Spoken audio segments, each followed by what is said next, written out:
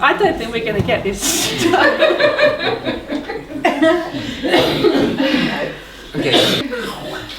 Okay, right. We can do it. We can do it. But just really think about the order in which there's an intelligible conversation to put across whatever you really want to discover about the form, yeah? Yes, well, what before we could do it, I'll just tell people, do you all know why you're here? Or, no. To realise the universe. I've been asked to help out on the project about how dance and movement helps trauma release. And the person who set up the project is his background is in circle dance particularly and other things. So they've got he wants to talk to different people who work therapeutically with dance and movement to bridge the gap between like talking therapies and things.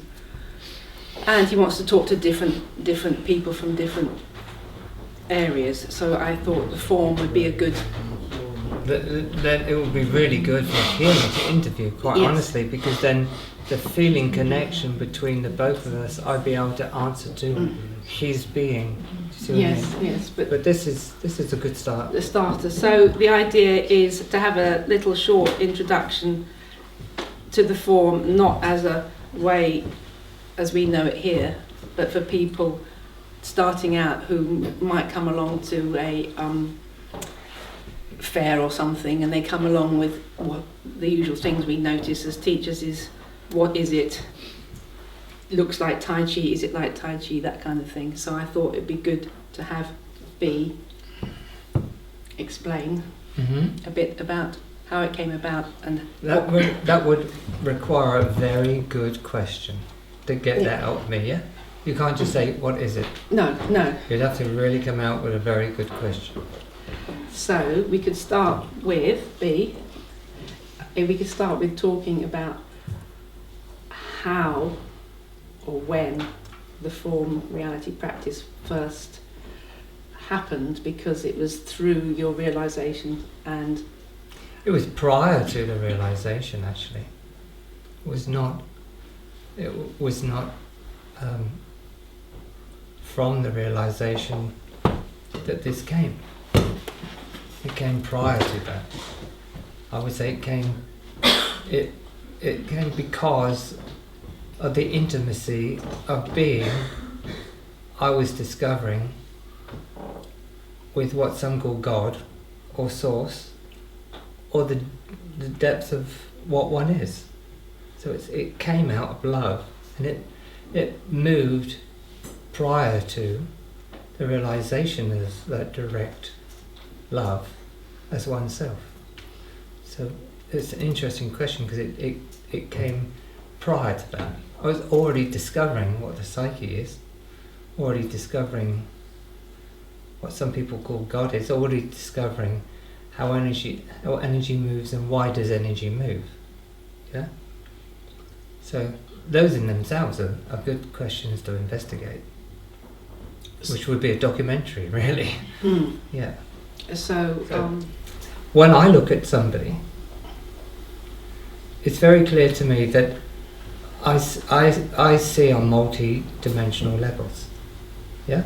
So what that means is when there's an intimate connection with another, not necessarily reciprocated, it's just that I feel what you are on a level of being. Yeah. But I have that intimacy with humanity.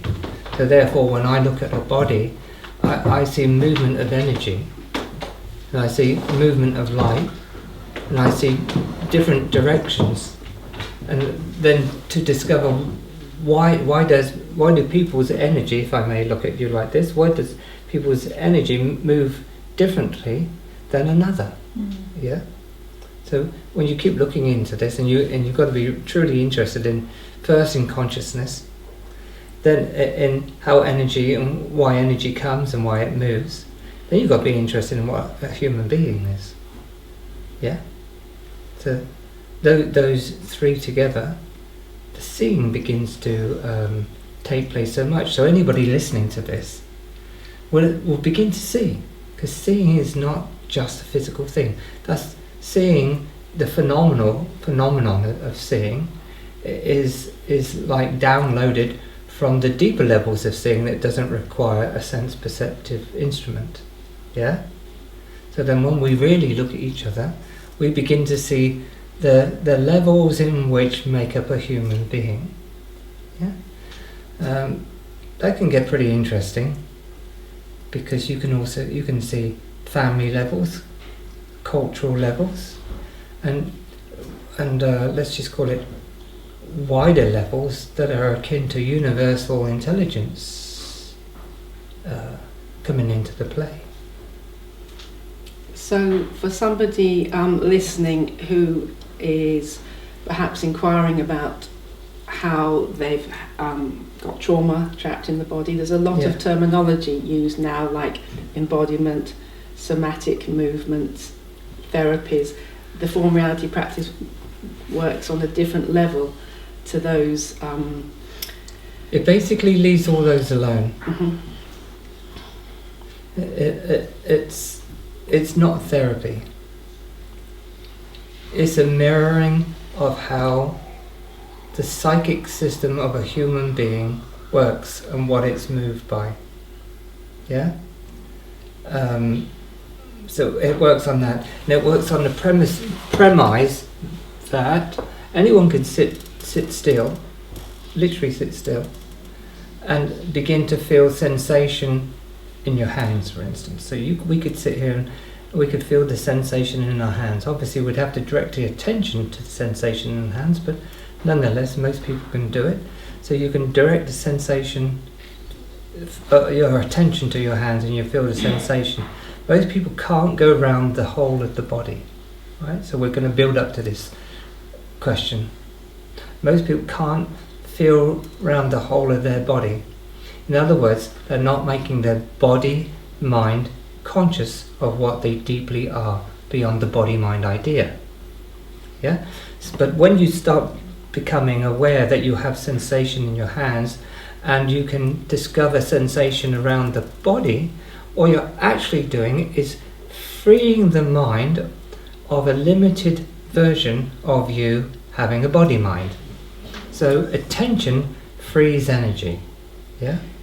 That's the very basics of this, and also that also what's primary is the truth. You have to discover this, that when you feel the sensation in your hands and you close your eyes, the phenomenon that you'll notice is that as you begin to feel the sensation in your hands, and let's say we also feel the sensation in our feet, that sensation, you have to discover this, it pulls your attention into more than sensation. So you can actually experience a greater depth of consciousness, not knowing anything, but just depth. You can say, I'm feeling deeper. It's not associated with things, it's just, I actually feel deeper. And when you keep going into the sensation, you'll discover that the whole body is a sensation or a field of energy.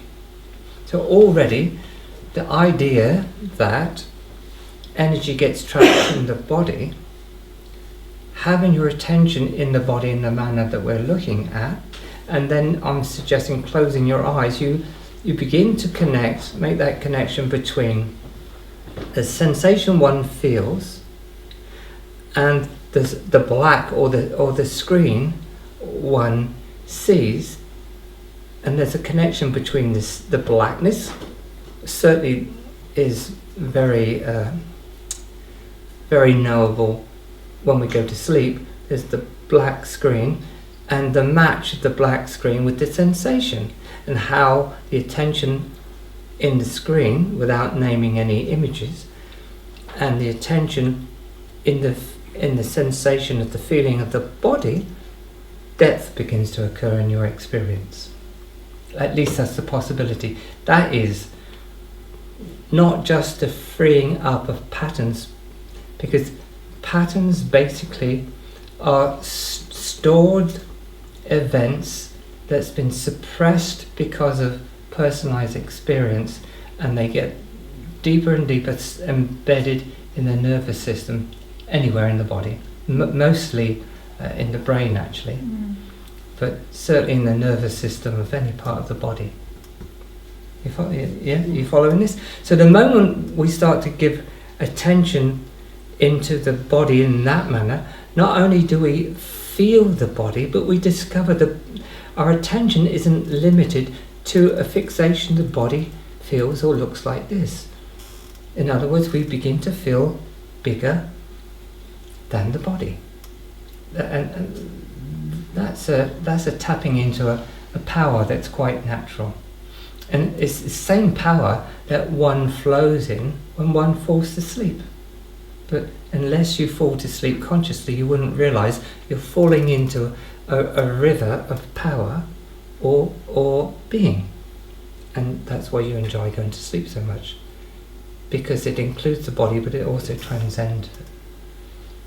So the whole point of the form then is that as we put our attention into the feeling of the sensation, but also have our eyes closed and see that something more is occurring than just feeling the sensation. Depth is happening. And it's that depth that you could say is the healing power that enables the flow of experience to start moving through the body without restriction. That's what happens. And also the depth begins to cleanse the idea that you're still suffering from some past event. It begins to cleanse the mind. Do you see what I mean? Of that image that you have about yourself. Not about the so-called trauma that happened in the past, or one that might happen in the future. What it's actually doing is cleansing the idea that you are limited. That's what it's really doing, and that's what clears the trauma out. So somebody listening to this, they might hear you talk about depth and think, oh, well, I meditate. Yeah. What's the difference between my meditation and perhaps experiencing the form? Because both discuss depth. What would your answer be to that?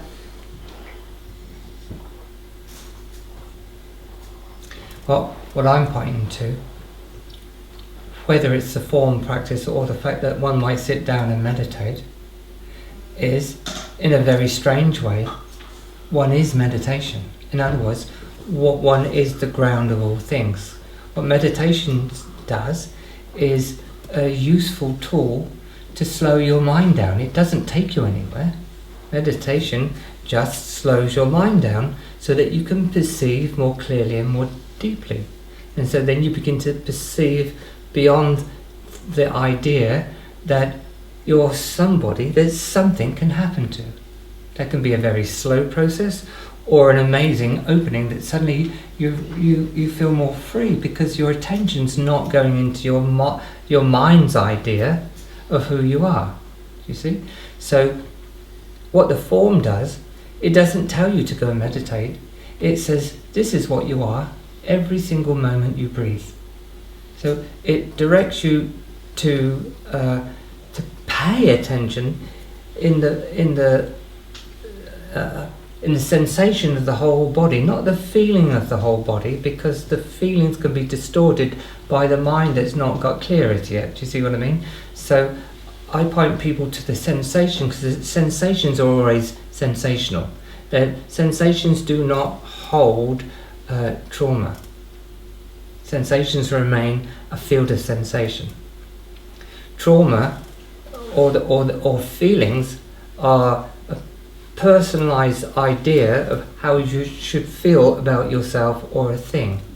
So because we don't really know in depth who we are, because we never really look unless we're really prepared to, or we suffer enough to change our attention and have a look, why is this? Then we begin to discover that we alter how we feel through the positive and negative swings of what we like and dislike. So that's what begins to happen. The swing between positive and negative is through the idea that we must have a certain thing and not have something else. Are you following what I mean? So I wouldn't trust feelings, not just at this stage. I would trust the feeling of sensation, because you can feel sensation in your body, and if you're real with this, sensation goes beyond the idea you have of your body. In fact, some people might even say, it doesn't feel like I've got feet anymore. No, because sensation is beyond the shape of your formalized idea of your body, and so you begin to get more spacious simply because you're putting attention in sensation and not how you should feel, which could have positive, negative swings in it. So the form kind of points you towards being super consciously aware, not of how you feel, but of the sensation within your form. Now that sounds a bit strange to most people, but when you start to really practice this, you begin to get it. Begins to come online to what you're doing, because there's a direct connection with how deeply you feel and know in this moment, between the conscious feeling of sensation and the depths of your apprehension at the moment. Your clarity of the moment, your choices in the moment, are actually coming from the depths that you feel in the sensational field of what you call your body. Does that make any sense? It makes sense, but I'm wondering, for people who perhaps are hearing this and they're wondering if they use the form with, perhaps they work with disabled adults, or perhaps they work with people with learning difficulties, who perhaps wouldn't have the ability to feel the sense, go. How would you I'm a Down syndrome child, right? Mm-hmm. Now, if you know Down syndrome children, to get their attention on anything it might be challenging. But I have a Down syndrome child, and she does the form. In fact, she is the form. If we were talking about the form, and now she's 19, she'd stand over there and she'd just be doing it. Mm-hmm. and she is what we're speaking of, because she's come to a place of sensitivity, that the energy that she is and the sensational feeling of what she is in her dance. I mean, she loves to dance, but you can see it in her. She only has to engage anything, and she's a whole body engagement of what is, which most people aren't. And if you're not a whole body engagement of this moment, that's where you gather trauma. You gather trauma when you're not whole bodily conscious of this moment. So if you separate your body from another, and you separate your body from the earth, and you separate your body from an incident, right, you'll get trauma. Mm-hmm. Yeah? Because there's not an energy flow that's happening that does not carry an image of a personalization of being somebody. Yes, because that's what meditation is supposed to do. It dissolves this personal idea of you, which for some people might be a kind of a scary thing to hear. But what that means is that when the personal idea of you begins to be dissolved, because you're having the ability to really be still and present in what is, there's no mental images of you moving. And so it's literally that you're fully alive, you're fully present, but your mind is not interrupting your experience of this moment. Do you follow what I mean? Mm-hmm. And that you begin to be at ease, you begin to be okay with everything, you begin to have compassion for yourself and others. Mm-hmm. That's the difference. So, but with the form, it's a demonstration that the whole of the living life is this. That's what it is. So you could you could give somebody the form, and there's a natural transmission of everything that we spoke about to the apparent other.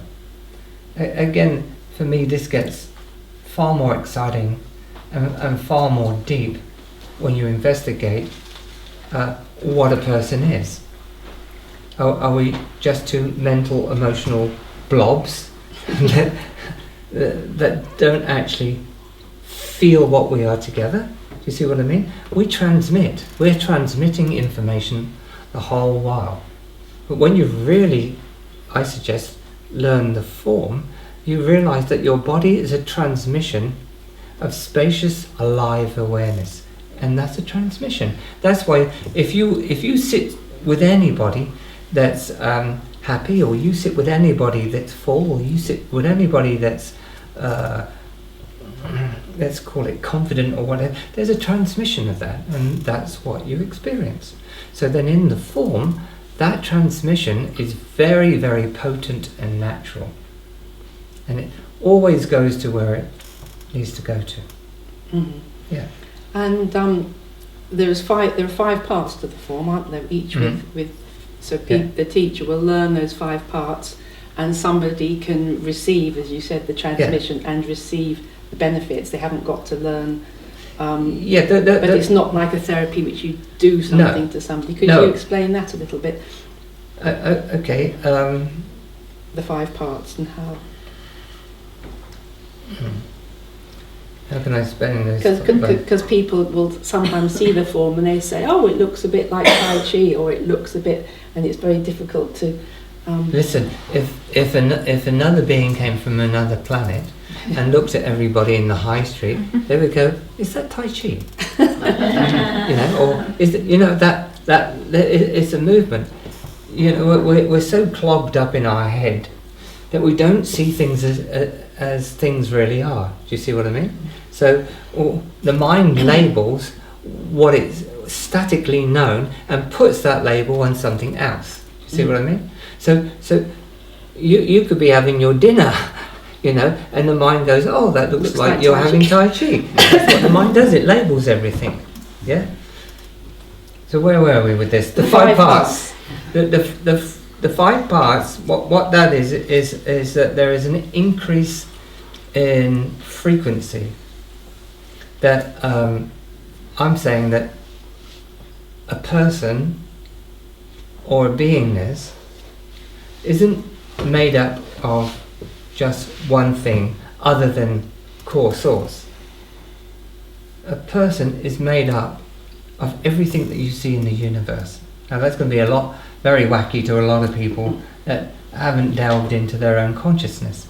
But you can put it like this: in the same way you look at a body, and the mind just sees the body, but you could take a sample of your body, and there's all manner of elements in that, and you could actually say the body's made up of many, many different elements. Yeah. And under a microscope, it's more space. Absolutely, yeah. So in the very same way, a person is made up of different levels of being. That's why we can say, when we do, we're universal, because we're made of the universe. Follow what I mean? Scientifically, this is really beginning to be proved in some way or other. In quantum physics. Yeah. So that's what we're looking at. So then in the movement, and because of core stillness, those powers begin to open up, and the frequencies that generate those powers begin to open up, and that comes with each part of the form. Yeah, that's what it is. You can separate the parts and just do one part, and you'll experience different levels and different frequencies. And science proves there are different frequencies throughout the universe and throughout our human experience. You could be measured in the frequency just by what you're saying and how you're saying it. So somehow this incredible instrument is an instrument which frequencies change according to our connection with core source or core energy. Yeah? So the practice of the form then brings about a point of stillness throughout the body, mind, and let's just say that the core consciousness, and that's what opens up those frequencies. Yeah? So then each part has a different frequency. So those frequencies, as you're saying, because they're a transmission of source, that can have a healing effect on somebody who perhaps... What it does is it awakens the same in the apparent other. It can actually awaken a whole group. It can awaken a group of people. You can give this to somebody across the other side of the planet. So it's a bit like a tuning fork that gets a certain coherence. That's exactly it, because in the manner in which you know yourself and the stillness in which you attend to things of this life, then that attunes the body to the same vibrational field that you're coming from, so that you come from a different frequency. And you can say to people, you can say to them or they to you, I'm coming from another place, which if you go deeper simply means I now am moving from a different frequency. Like you can know the frequency of anger and you can know the frequency of love. That's different frequencies. The thing is, I'm going to go into too much if I carry on like this. The thing is, the frequency of love is behind every frequency, no matter whether it's angry or not. Love is the core essence of all things, no matter how they move. The ground of it all. And that being the key ingredient, if you like. So somebody coming in a traumatized state would feel that love without any words. Either immediately or at least start to rest into it, soften into it, rest into it. Yeah. The thing also is with the practices of form not to have an expectation. So I'm suggesting you can't go and give somebody the form with an intention of giving them an experience, because that's just not it. Or conversely, you might want to give them an experience, and you get disappointed because they didn't have one, or you might be trying to give them an experience, but they have a totally different kind of opening altogether. So you can give the form, but how you give it has an effect on you, not so much on the other. So for instance, I can give you the form, and the stillness that I am may or may not bring you into the same stillness from where you are. You're following what I mean? And yet you can be having a bad day as a practitioner, but as long as you stay with it and don't get distracted by your bad day, the frequencies will still remain the same in transmission. Does that make any sense? That makes sense, and I'm wondering with our audience whether they've got any questions that they have which could be valuable. Yes, a lot of people talk about embodiment. Yeah. Could you elaborate from your perspective what that actually is compared to how some people might interpret that? I mean, I think I was talking to somebody and they were saying in their dance practice that a lot of people are so disconnected from their bodies for a variety of reasons that she had to spend half the time actually helping people to even feel that they've got feet. So there's a lot of... But you see, when I get questions like these... these are the people who are... When I have a question like you've just put forward, there's always a twist that happens here in me. So here's the twist. Whatever you don't embody will not transform into the next level that can be embodied. So in other words, anger. If you don't embody anger, it will keep returning. That's the same as saying, if you don't fully embody anger consciously, then anger will get stronger and stronger and stronger. But anything that you embody fully you're entering the profound body of awareness itself. So that's embodiment. Embodiment is whatever you make conscious, creates or connects you with, let's just call it a superconscious body. I don't know what that is. Yes. Somebody hearing that might think, well, how do you embody anger? What does that mean? It simply means anything that you push away, you're not embodying. Therefore, you can't go any deeper. You can't grow intelligence. You can't grow love. Anything you push away cannot be your immediate full experience. Anything that's your immediate full experience, it means you're done with it. When you're really done with it, in other words, you've realised what that level is, that is embodiment. It sounds strange, but that is embodiment. When something that you experience has all of your awareness, all of your consciousness, and all of your body, then you've no need for that experience ever again. That is embodiment. In other words, you keep on awakening to the full body of what could be called the golden body, rather like that Buddha, that's unaffected by experience, because it doesn't need it. But if you haven't fully embodied, because I've mentioned anger, if you haven't fully embodied anger, you must have it until you fully embody it, until you don't need it anymore. Sounds weird, but that's how it works. So then, so if you're going to be a mechanic, you've got to fully embody it. You've got to make that conscious in your nervous system, in your mental system, in your emotional system. It's got to be fully in you, right? That's embodiment of being a mechanic, and the mechanic's just doing what it's doing. You have to embody something fully for what you really are and what you're embodying, to stabilize in an entirely pure way what you truly embody consciously turns into a greater depth of purity and understanding. Okay. The difficulty with trauma is often trauma is something in the mind of the person that doesn't want to be felt again.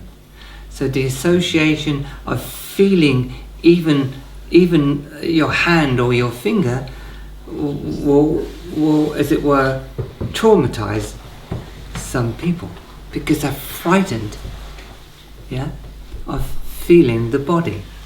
Do you follow that? Making any sense anyway? Yeah.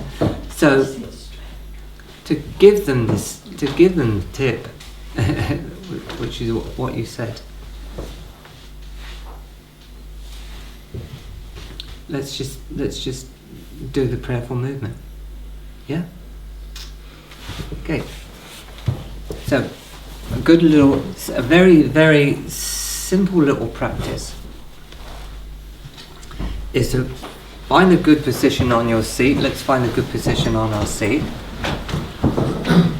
And put maybe you can put a nice, simple little bit of music on, but let's not use music. Let's just be in the silence. And we turn our palm up. Is this on or not on? Okay, so we turn our palm up. And as we turn our palm up, we close our eyes. And we can begin to notice that immediately our attention starts to feel the sensation of turning up at the palm. So you turn your palms up, sit them on your lap, close your eyes, and put your attention in the feeling of sensation in your hands. And as you do that, and your eyes are closed, do your best not to name anything that appears on the screen of mind, but simply look into the deep without naming anything on that screen, and feel the sensation. And feel the sensation in the feet, as well as the hands. And just take a nice deep breath and just lift your hands free of the body, and just make sure you're still feeling that sensation and not naming anything on the screen of the mind. You begin to experience a subtle connection with silence or with the deep. And you just keep bringing those hands up as if you're about to pray. This is not about prayer, but in some manner this is a very simple prayer. You keep your attention in that feeling of sensation. And what you begin to notice is more and more subtle openings that you've missed before, because your attention wasn't in the fullness of what the body is, and you were naming everything on the screen of the mind. And once you give all that up and feel the sensation, opening and deepening begins to take place, and the mind becomes quiet and still. It might feel like those hands are never going to come together, because in the place that you're resting your attention, there are no things and no beginnings and endings.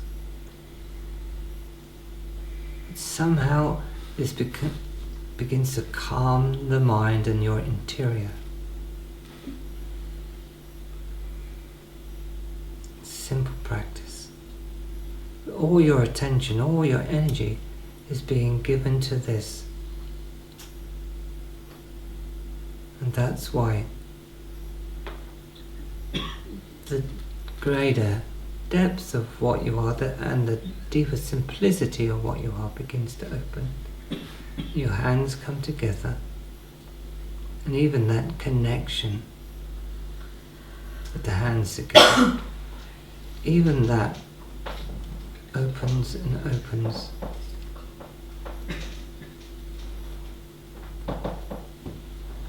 And the body begins to completely rest, the mind begins to completely rest.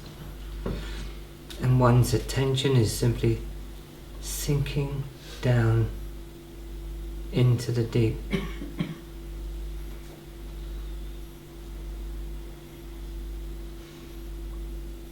Exactly the same way in which you can fall in deep dreamless sleep.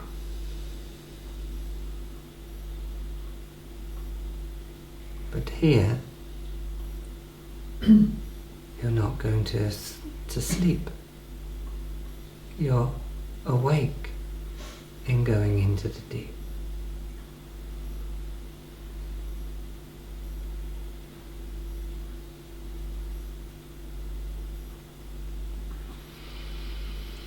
You take a long breath.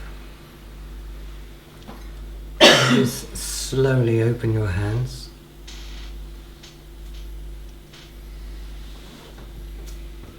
If you do it very slowly, your attention remains in the still point of your awareness. You just bring your hands back down to your lap. And you may or may not sit there in a very meditative state for a while. But nonetheless, the ability to rest your interior, which includes your mind, begins to take place.